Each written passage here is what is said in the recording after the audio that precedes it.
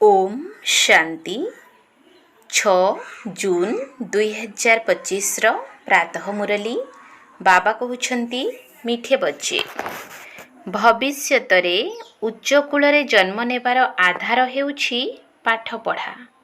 एही पाठपढ़ा द्वारा ही तुमे भिकारीरू राजकुमार होई परिबो। भविष्यतरे उच्चकूलरे जन्म नेबार आधार हेउछि पाठपढ़ा। एही पाठपढ़ा द्वारा ही तुमे भिकारीरू राजकुमार होई परिबो।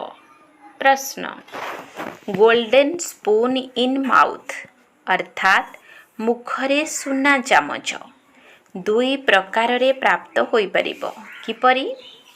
गोल्डन स्पून इन माउथ अर्थात मुखरे सुना चामच दुई प्रकार रे प्राप्त होई परिबो। किपरि? उत्तर, प्रथमरे भक्ति मार्गरे दान पुण्य करिबा द्वारा, द्वितीयरे ज्ञान मार्गरे पाठ पढ़ा द्वारा। भक्ति रे दान पुण्य करिबा द्वारा राजा किंबा साहुकारंक पाखरे जन्म नेई थांती, किंतु ताहा हेउछि अल्प समय पाई अर्थात गोटिए जन्म पाई। तुमे माने ज्ञान मार्गरे पाठ पढ़ा द्वारा गोल्डन स्पून इन माउथ अर्थात राजा घरे जन्म नेउछ। एहा हेउछि बेहद अर्थात अनेक जन्म पाई, किंतु भक्ति रे पाठ पढ़ा द्वारा राजत्व मिली न थाए। एठारे जे जेते भल भाबरे पढ़ी थांती सेते उच्च पद पाई थांती। ओम शांति। अति स्नेही विच्छेद होई पुनः मिलिथिबा संतान मानकु रुहानी बाबा बसी बुझाउछंती। एहाको कुहा जाए रुहानी ज्ञान। बाबा आसी भारतवासी संतान मानकु बुझाउछंती, कहउछंती निजको आत्मा भाव एवं बाबांको मने पकाओ। बाबा विशेष करी एही आदेश देउछंती, तेणु ताहा मानिबा उचित ना। उच्चरु उच्च बाबांकर श्रीमद प्रसिद्ध अटे। एकथा मध्य तुम मानकु जଣା अछि जे केवल शिव बाबांको ही श्री श्री कुहा जाई पारिबो। से ही श्री श्री करुछंती। श्री अर्थात श्रेष्ठ। तुम मानकु एबे जଣା पड़ुछि जे बाबा एमानकु एपरि श्रेष्ठ करिछंती। आमे एबे नुआ दुनिया पाई पढ़ुछु। नुआ दुनियार नाम हेउछि स्वर्ग, अमरपुरी। महिमा करिबा पाई नाम बहुत रहिछि। स्वर्ग एवं नर्क कहि थांती ना। अमुक स्वर्गवासी हेला अर्थात नर्कवासी थिला ना, किंतु मनुष्य मानक भितरे एते ज्ञान नाही। स्वर्ग नर्क, नुआ दुनिया पुरुणा दुनिया काहाकु कुहा जाउछि किछि भी जानि नाहंती। बाहरर केते आकर्षण रहिछि। तुम मानक मध्यरे भी अल्प केते जण अछंती जे कि बुझुछंती जे वास्तवरे आमको बाबा पढ़ाउछंती। आमे एही लक्ष्मी नारायण हेबा पाई आसीछु। आमे भिकारीरू राजकुमार हेबु। प्रथमे प्रथमे आमे जाई राजकुमार हेबु। एहा हेउछि पाठ पढ़ा। जेपरि बारिस्टरी इंजीनियरिंग आदि पढ़िले बुद्धि रे रही थाए जे मु घर करिबी पुणी एया एया करिबी। प्रत्येकंकु निजर कर्तव्य स्मृति रे आसी थाए।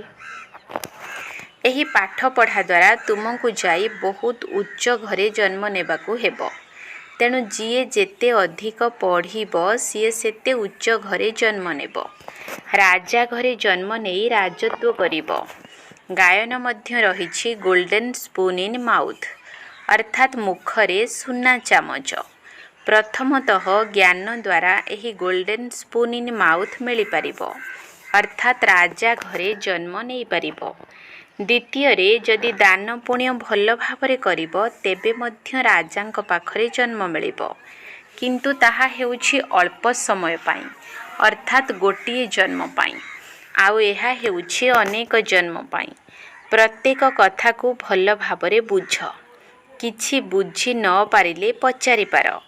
नोट कर एही सब कथा बाबांकु पचारिबो। मुख्य कथा हेउछि बाबांकु मने पकाइबार कथा। जदि कोनोसी संशय आदि थिबो ताकु बाबा ठीक करि देबे। एकथा मध्य पिला माने जानिछंती। जिए जेते भक्ति मार्गरे दान पुण्य करिथांती सिए सेही अनुसारे साहुकारंक पाखरे जन्म नेइथांती। जी कौनसी खराब कर्म करिथाए पुणी ताकू सेहीपरि जन्म मिलिथाए। काहार काहार तो एपरि कर्म बंधन रहिछि जे से कथा न कहिले भल। ଏହା ସବୁ ହେଲା ଅତୀତର କର୍ମ ବନ୍ଧନ। କେତେକ ରାଜା ମାନେ ମଧ୍ୟ ଏପରି ଅଛନ୍ତି ଯାହାଙ୍କର କର୍ମ ବନ୍ଧନ ବହୁତ କଡ଼ା ହୋଇଥାଏ। ଏହି ଲକ୍ଷ୍ମୀ ନାରାୟଣଙ୍କର ତ କୌଣସି ବନ୍ଧନ ନାହିଁ। ସେଠାରେ ହେଉଛି ଯୋଗ ବଳର ରଚନା। ଯେତେବେଳେ କି ଯୋଗ ବଳ ଦ୍ୱାରା ଆମେ ବିଶ୍ୱର ରାଜତ୍ୱ ନେଇପାରୁଛୁ, ତେବେ କ'ଣ ପିଲା ଜନ୍ମ ହୋଇପାରିବ ନାହିଁ? ପୂର୍ବରୁ ହିଁ ସାକ୍ଷାତକାର ହୋଇଥାଏ। ସେଠାରେ ତ ଏସବୁ ସାଧାରଣ କଥା। ଖୁସିରେ ବାଜା ବାଜୁଥାଏ। ବୁଢ଼ାରୁ ପୁଣି ପିଲା ହୋଇ ଜନ୍ମ ନେଇଥାନ୍ତି। ମହାତ୍ମାଙ୍କ ଠାରୁ ପିଲାଙ୍କୁ ଅଧିକ ମାନ ଦିଆଯାଇଥାଏ। କାହିଁକିନା ମହାତ୍ମାମାନେ ତ ସାରା ଜୀବନକୁ ବିତାଇ ସାରି ବଡ଼ ହୋଇଛନ୍ତି। ବିକାରର ଜ୍ଞାନ ଅଛି। ଛୋଟ ପିଲା ତ କିଛି ବି ଜାଣିନଥାନ୍ତି। ସେଥିପାଇଁ ଛୋଟ ପିଲାଙ୍କୁ ମହାତ୍ମାମାନଙ୍କ ଠାରୁ ମଧ୍ୟ ଉଚ୍ଚ କୁହାଯାଉଛି। ସେଠାରେ ତ ସମସ୍ତେ ମହାତ୍ମା ଅଟନ୍ତି। ଶ୍ରୀକୃଷ୍ଣଙ୍କୁ ମଧ୍ୟ ମହାତ୍ମା କୁହାଯାଏ। ସେ ହେଲେ ସଚ୍ଚା ମହାତ୍ମା। ସତ୍ୟ ଯୁଗରେ ହିଁ ମହାନ ଆତ୍ମାମାନେ ଥାଆନ୍ତି। ସେମାନଙ୍କ ପରି ମହାତ୍ମା ଏଠାରେ କେହି ହୋଇପାରିବେ ନାହିଁ। ତୁମମାନଙ୍କର ଅନ୍ତର୍ମନରେ ବହୁତ ଖୁସି ରହିବା ଉଚିତ। ଏବେ ଆମେ ନୂଆ ଦୁନିଆରେ ଜନ୍ମ ନେବୁ। ଏହି ପୁରୁଣା ଦୁନିଆ ବିନାଶ ହୋଇଯିବ। ଘର ପୁରୁଣା ହେଲେ ନୂଆ ଘରର ଖୁସି ରହିଥାଏ ନା। କେତେ ଭଲ ଭଲ ମାର୍ବଲ ଆଦିର ଘର ତିଆରି କରୁଛନ୍ତି। ଜୈନୀମାନଙ୍କ ପାଖରେ ବହୁତ ପଇସା ଥାଏ। ସେମାନେ ନିଜକୁ ଉଚ୍ଚ କୂଳର ବୋଲି ଭାବିଥାନ୍ତି। ବାସ୍ତବରେ ଏଠାରେ କୌଣସି ଉଚ୍ଚ କୂଳ ତ ନାହିଁ। ଉଚ୍ଚ କୂଳରେ ବିବାହ କରିବା ପାଇଁ ଘର ଖୋଜିଥାନ୍ତି। ସେଠାରେ କୂଳ ଆଦିର କୌଣସି କଥା ନଥାଏ। ସେଠାରେ ତ ଏକମାତ୍ର ଦେବତା କୂଳ ଥାଏ, ଅନ୍ୟ କିଛି ନଥାଏ। ଏଥିପାଇଁ ତୁମେ ସଙ୍ଗମରେ ଅଭ୍ୟାସ କରୁଛ ଯେ ଆମେ ଏକମାତ୍ର ପିତାଙ୍କର ସନ୍ତାନ ସବୁ ଆତ୍ମା ଅଟୁ। ପ୍ରଥମେ ହେଉଛି ଆତ୍ମା, ପରେ ଶରୀର। ଦୁନିଆରେ ସମସ୍ତେ ଦେହ ଅଭିମାନୀ ହୋଇ ରହିଥାନ୍ତି। ତୁମକୁ ଏବେ ଦେହୀ ଅଭିମାନୀ ହେବାକୁ ପଡ଼ିବ। ଘର ଗୃହସ୍ଥରେ ରହି ନିଜର ଅବସ୍ଥାକୁ ମଜବୁତ କରିବାକୁ ହେବ। ବାବାଙ୍କର କେତେ ସନ୍ତାନ ଅଛନ୍ତି, କେତେ ବଡ଼ ଗୃହସ୍ଥୀ ଅଟନ୍ତି, କେତେ ଚିନ୍ତା ରହୁଥିବ।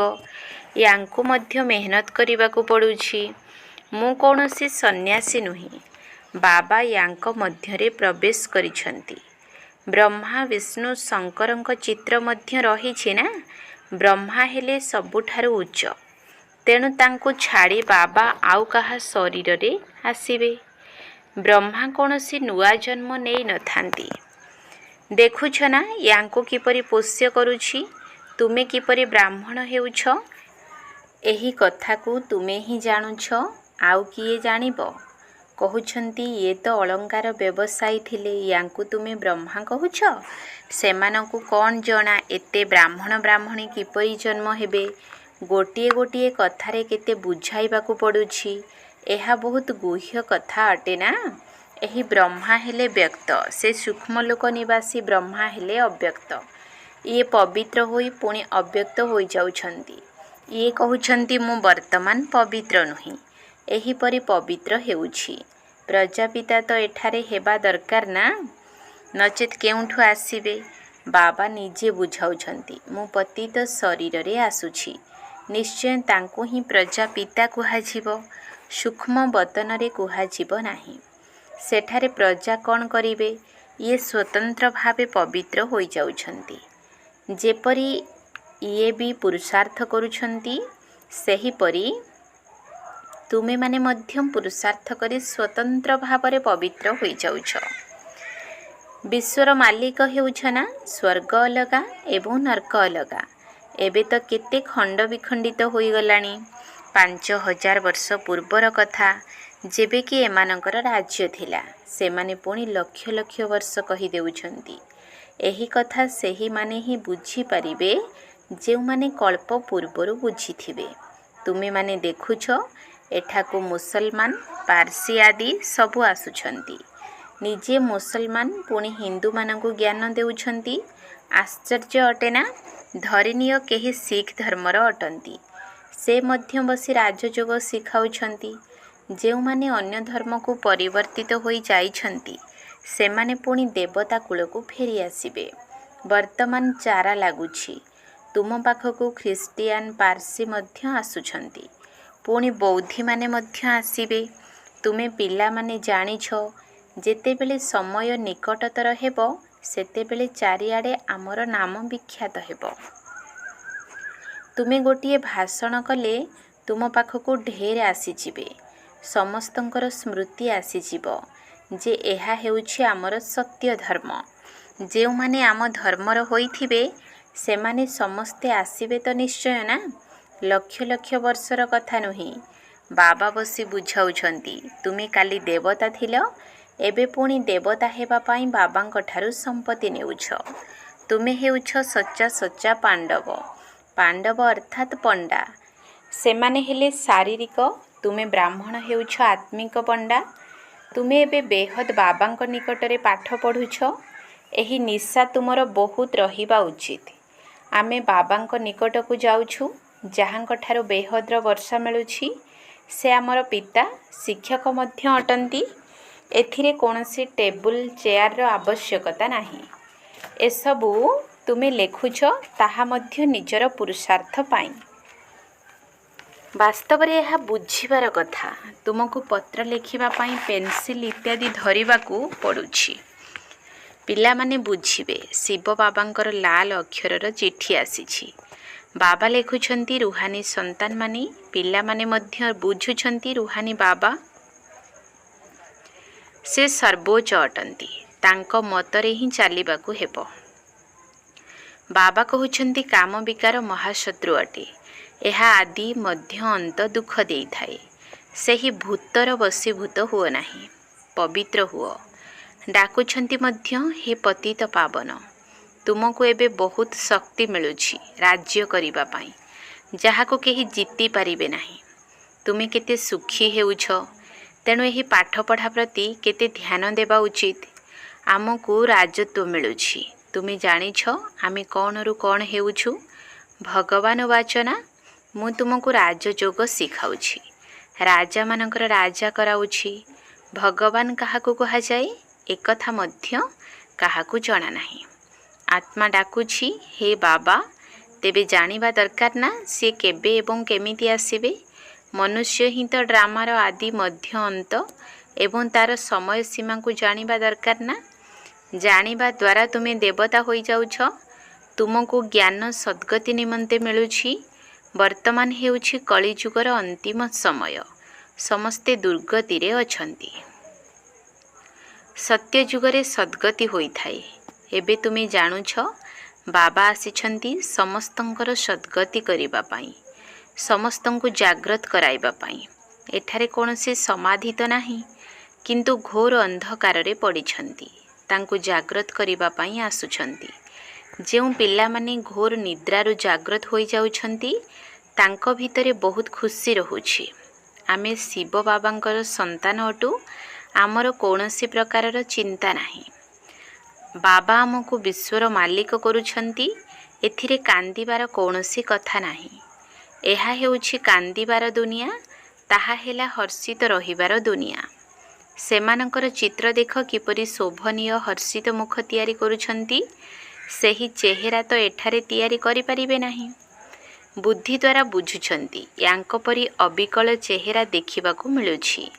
ତୁମ ମିଠା ମିଠା ସନ୍ତାନମାନଙ୍କୁ ଏବେ ସ୍ମୃତି ଆସୁଛି ଯେ ଭବିଷ୍ୟତରେ ଅମରପୁରୀର ଆମେ ରାଜକୁମାର ହେବୁ। ଏହି ମୃତ୍ୟୁଲୋକକୁ, ଏହି ପାଳଗଦା ଭଳି ସଂସାରକୁ ନିଆଁ ଲାଗିବାକୁ ଯାଉଛି। ସିଭିଲ ୱାର୍ ଅର୍ଥାତ୍ ଗୃହ ଯୁଦ୍ଧରେ ମଧ୍ୟ ପରସ୍ପରକୁ କିପରି ମାରୁଛନ୍ତି, କାହାକୁ ମାରୁଛନ୍ତି ତାହା ମଧ୍ୟ ଜାଣିନଥାନ୍ତି। ହାହାକାର ପରେ ଜୟ ଜୟକାର ହେବାର ଅଛି। ତୁମର ହିଁ ବିଜୟ ହେବ। ବାକି ସବୁକିଛି ବିନାଶ ହୋଇଯିବ। ରୁଦ୍ରମାଳାରେ ଗୁନ୍ଥା ହୋଇ ପୁଣି ବିଷ୍ଣୁମାଳାରେ ଗୁନ୍ଥା ହେବ। ଏବେ ନିଜ ଘରକୁ ଯିବା ପାଇଁ ତୁମେ ପୁରୁଷାର୍ଥ କରୁଛ। ଭକ୍ତିର କେତେ ବିସ୍ତାର ରହିଛି। ଯେପରି ବୃକ୍ଷର ଅନେକ ପତ୍ର ଥାଏ, ସେହିପରି ଭକ୍ତି ମଧ୍ୟ ବିସ୍ତାରିତ ହୋଇ ରହିଛି। ବୀଜ ହେଉଛି ଜ୍ଞାନ। ବୀଜ କେତେ ଛୋଟ, ବୀଜ ହେଲେ ବାବା। ଏହି ବୃକ୍ଷର ସ୍ଥାପନା, ପାଳନା ଏବଂ ବିନାଶ କିପରି ହେଉଛି, ଏକଥା ତୁମେ ଜାଣିଛ। ଏହା ଭିନ୍ନ ଭିନ୍ନ ଧର୍ମର ଓଲଟା ବୃକ୍ଷ ଅଟେ। ଦୁନିଆରେ ଏକଥା ଜଣେ ହେଲେ ଜାଣିନାହାନ୍ତି। ଏବେ ପିଲାମାନଙ୍କୁ ବାବାଙ୍କୁ ମନେ ପକାଇବାର ବହୁତ ମେହନତ କରିବାକୁ ହେବ, ତେବେ ଯାଇ ବିକର୍ମ ବିନାଶ ହେବ। ସେହି ଗୀତା ଶୁଣାଇଲା ବାଲା ମଧ୍ୟ କହୁଛନ୍ତି ମନ୍ମନା ଭବ। ସବୁ ଦେହର ଧର୍ମ ଛାଡ଼ି ନିଜକୁ ଆତ୍ମା ଭାବି ବାବାଙ୍କୁ ମନେ ପକାଅ। ମନୁଷ୍ୟ ଏହାର ଅର୍ଥ ବୁଝୁନାହାନ୍ତି। ସେ ସବୁ ହେଉଛି ଭକ୍ତି ମାର୍ଗ। ଏହା ହେଲା ଜ୍ଞାନ ମାର୍ଗ। ଏଠାରେ ରାଜଧାନୀ ସ୍ଥାପନ ହେଉଛି। ଏଥିରେ ଚିନ୍ତାର କୌଣସି କଥା ନାହିଁ। ଯିଏ ଟିକିଏ ବି ଜ୍ଞାନ ଶୁଣିଛନ୍ତି ସେ ମଧ୍ୟ ପ୍ରଜାରେ ଆସିଯିବେ। ଜ୍ଞାନର ବିନାଶ ହୋଇନଥାଏ। ବାକି ଯେଉଁମାନେ ଯଥାର୍ଥ ଭାବରେ ଜାଣି ପୁରୁଷାର୍ଥ କରୁଛନ୍ତି ସେମାନେ ଉଚ୍ଚ ପଦ ପାଇବେ। ଏହି ଜ୍ଞାନ ବୁଦ୍ଧିରେ ଅଛି ନା? ଆମେ ନୂଆ ଦୁନିଆରେ ରାଜକୁମାର ହେବୁ। ବିଦ୍ୟାର୍ଥୀ ପରୀକ୍ଷାରେ ପାସ୍ କଲେ ତାଙ୍କୁ କେତେ ଖୁସି ମିଳିଥାଏ। ତୁମକୁ ତ 1000 ଗୁଣା ଅଧିକ ଅତୀନ୍ଦ୍ରିୟ ସୁଖ ମିଳିବା ଉଚିତ। ଆମେ ସାରା ବିଶ୍ୱର ମାଲିକ ହେଉଛୁ। କୌଣସି କଥାରେ କେବେ ରୁଷିବା ଅନୁଚିତ। ବ୍ରାହ୍ମଣୀଙ୍କ ସହିତ ପଡ଼ୁନାହିଁ, ବାବାଙ୍କ ଉପରେ ରୁଷୁଛନ୍ତି। ଆରେ ତୁମେ ବାବାଙ୍କ ସହିତ ବୁଦ୍ଧିର ଯୋଗ ଲଗାଅ ନା। ତାଙ୍କୁ ତ ସ୍ନେହର ସହିତ ମନେ ପକାଅ। ବାବା, ବାସ୍ ଆପଣଙ୍କୁ ହିଁ ମନେ ପକାଇ ପକାଇ ମୁଁ ଘରକୁ ଯିବି। ଆଚ୍ଛା, ମିଠା ମିଠା ଶିକିଲ ଧେ ସନ୍ତାନମାନଙ୍କ ପ୍ରତି ମାତା ପିତା ବାପଦାଦାଙ୍କର ମଧୁର ସ୍ନେହ ସମ୍ପନ୍ନ ଶୁଭେଚ୍ଛା ଏବଂ ସୁପ୍ରଭାତ। ଆତ୍ମିକ ପିତାଙ୍କର ଆତ୍ମିକ ସନ୍ତାନମାନଙ୍କୁ ନମସ୍ତେ। ଆତ୍ମିକ ସନ୍ତାନମାନଙ୍କର ଆତ୍ମିକ ବାପଦାଦାଙ୍କୁ ନମସ୍ତେ ନମସ୍ତେ ନମସ୍ତେ। ସୁପ୍ରଭାତ। ଧାରଣା ପାଇଁ ମୁଖ୍ୟ ସାର। 1 ନମ୍ବର ପଏଣ୍ଟ, କୌଣସି କଥାର ଚିନ୍ତା କରିବାର ନାହିଁ। ସର୍ବଦା ହର୍ଷିତ ହୋଇ ରହିବାର ଅଛି। ସ୍ମୃତିରେ ରହୁ ଯେ ଆମେ ଶିବ ବାବାଙ୍କର ସନ୍ତାନ। ବାବା ଆମକୁ ବିଶ୍ୱର ମାଲିକ କରିବା ପାଇଁ ଆସିଛନ୍ତି। କୌଣସି କଥାର ଚିନ୍ତା କରିବାର ନାହିଁ। ସର୍ବଦା ହର୍ଷିତ ହୋଇ ରହିବାର ଅଛି। ସ୍ମୃତିରେ ରହୁ ଯେ ଆମେ ଶିବ ବାବାଙ୍କର ସନ୍ତାନ। ବାବା ଆମକୁ ବିଶ୍ୱର ମାଲିକ କରିବା ପାଇଁ ଆସିଛନ୍ତି।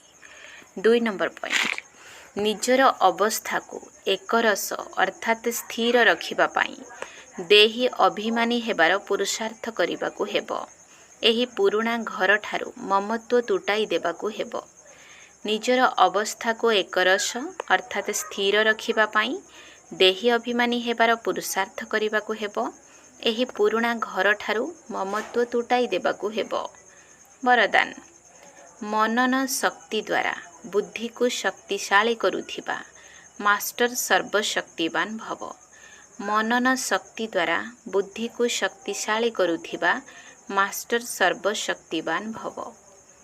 ମନନ ଶକ୍ତି ହିଁ ଦିବ୍ୟ ବୁଦ୍ଧିର ଭୋଜନ ଅଟେ।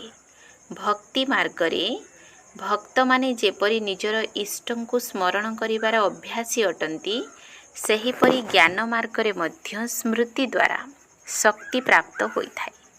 ତେଣୁ ଏହି ଶକ୍ତି ଦ୍ୱାରା ମାଷ୍ଟର ସର୍ବଶକ୍ତିମାନ ହୁଅ। ପ୍ରତିଦିନ ଅମୃତ ବେଳାରେ ନିଜର ଗୋଟିଏ ଉପାଧିକୁ ବା ସ୍ୱମାନକୁ ସ୍ମୃତିରେ ଆଣ ଏବଂ ତା ଉପରେ ମନନ ଚିନ୍ତନ କରୁଥାଅ।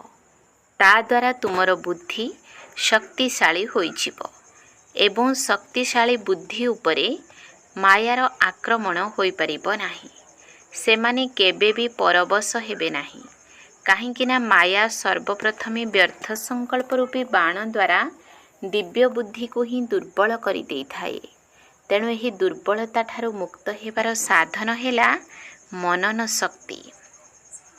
ସ୍ଲୋଗାନ, ଆଜ୍ଞାକାରୀ ପିଲାମାନେ ହିଁ ଆଶୀର୍ବାଦର ପାତ୍ର ଅଟନ୍ତି ଏବଂ ଆଶୀର୍ବାଦର ପ୍ରଭାବ ହିଁ ହୃଦୟକୁ ସର୍ବଦା ସନ୍ତୁଷ୍ଟ ରଖିଥାଏ।